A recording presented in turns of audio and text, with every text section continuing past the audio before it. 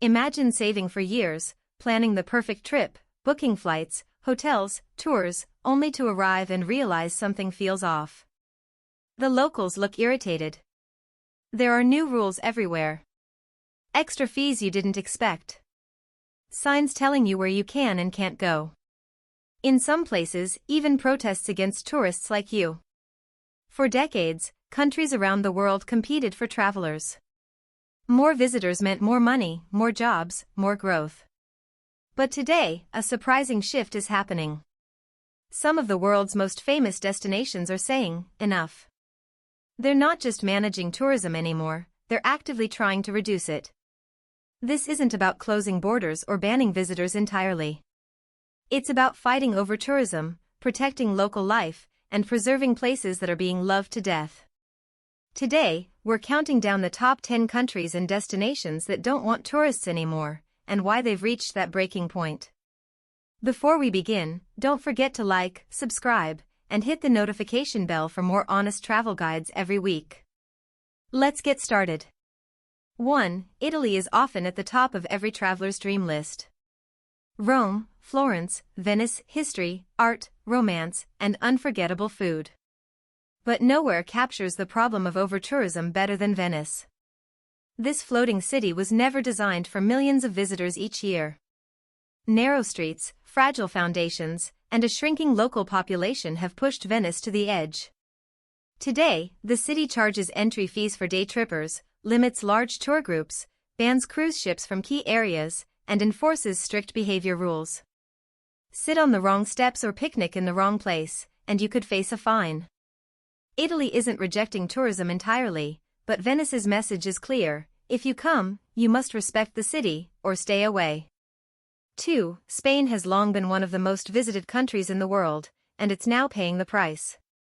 In cities like Barcelona, locals have taken to the streets, protesting against mass tourism that drives up rent, crowds public transport, and turns neighborhoods into theme parks. Spain has responded by limiting short-term rentals, restricting large tour groups, increasing tourist taxes, and even removing tourist promotion campaigns in certain areas. In some places, locals openly say they don't want more visitors. Spain still welcomes travelers, but it no longer wants endless numbers without control. 3. Greece is another country facing a tourism overload, especially on its iconic islands. Santorini and Mykonos are breathtaking, and completely overwhelmed.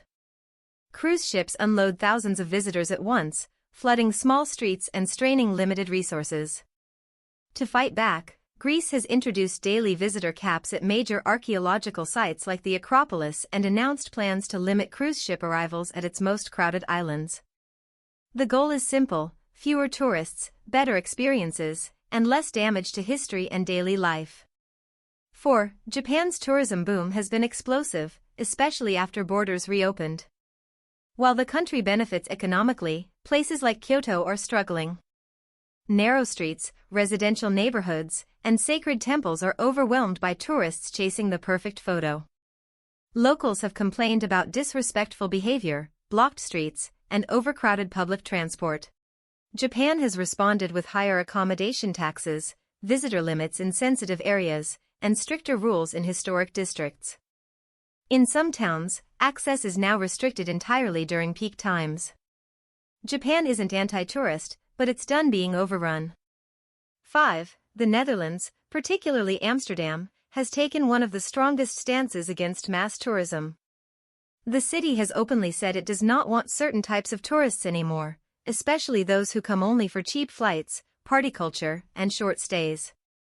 Amsterdam has banned new hotels, limited short-term rentals, restricted cruise ships, and launched campaigns telling tourists to stay away if they plan to misbehave. The goal isn't fewer visitors overall, it's fewer disruptive visitors. And yes, that message is intentional. 6. France may seem surprising on this list, but parts of the country are quietly pushing back. While Paris still attracts millions, other destinations like parts of the French Riviera and French Polynesia have introduced visitor caps and higher fees.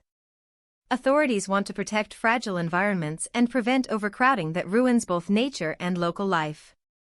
France is shifting toward quality tourism instead of quantity, favoring longer stays and responsible travelers over massive crowds.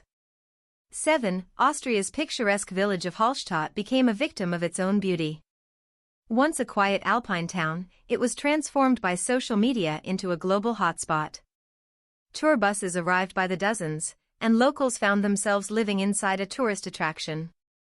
In response, barriers were installed, tour bus access was restricted, and visitor flow was deliberately reduced.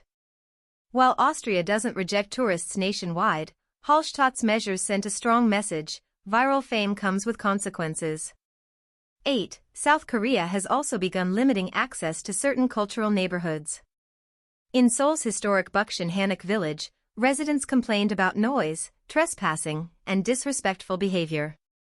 The government responded with curfews, fines, and restricted entry times for tourists. These neighborhoods are homes first, attractions second. South Korea's approach reflects a growing global trend, protecting residents over pleasing visitors. 9. Ecuador's Galapagos Islands are one of the most strictly regulated tourist destinations in the world.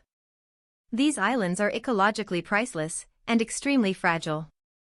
To protect wildlife, Ecuador enforces high entry fees, strict visitor rules, and tight limits on where tourists can go. This isn't new, but enforcement has become stronger as global tourism increases. The Galapagos aren't saying tourists aren't welcome, they're saying only a limited number can come, and only on Ecuador's terms.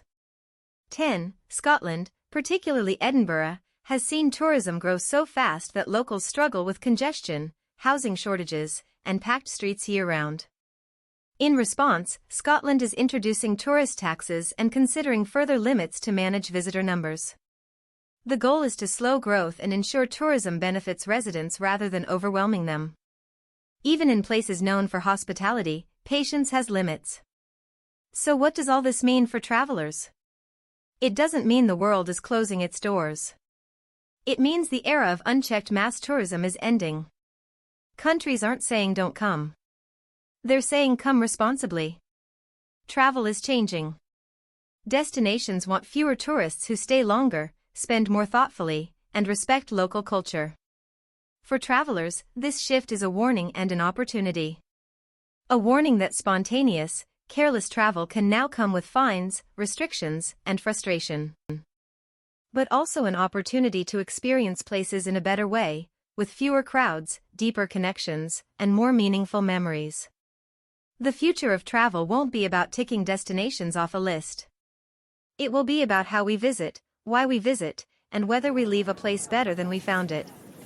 If you enjoyed this video, don't forget to like, subscribe, and share your thoughts in the comments.